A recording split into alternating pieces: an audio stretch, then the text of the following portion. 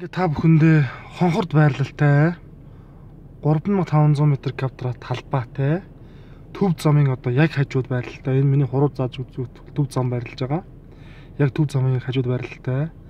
Төмөр замын мөн яг хажууд. Иргэн тойрон бол ямар нэгэн айл барилга байгууламж байхгүй. Хөндөгдөөгүй сайхан, эрүүл сайхан цэвэр газрыг танилцуулж байна.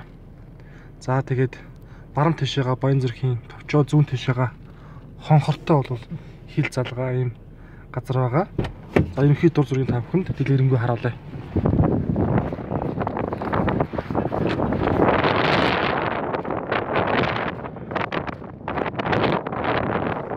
За ингээд хамгийн гол нь сайхан тэгшхэн ямар ч тийм далий мөрөө газар байхгүй.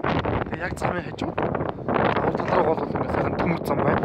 Гол яг хажууд. За хойд зам, урд зүгт зам. За ийшээ бол ингээд мөн адил баг дурдсан сайхан харагдаж байна. Ингээд сайхан тэгшхэн гадар готой ямар ч тэгшгэж болох. Иргэн тойрон бол ямар нэгэн айл барилга байгууламж байхгүй, хөндөгдөөгүй сайхан эрүүл сайхан цэвэрхэн тэгшхэн газар байна. Нийт талбай нь талбай томтоо 5 айлын буюу нийт талбай 3500 м2 талбайтай. Тэр зүгт хонхор харагдаж байна. Хонхороос бол тийм тал биш. Дэд бүтцэл амар асуудалгүй шийдэх боломжтой юм сайхан тэгшхэн.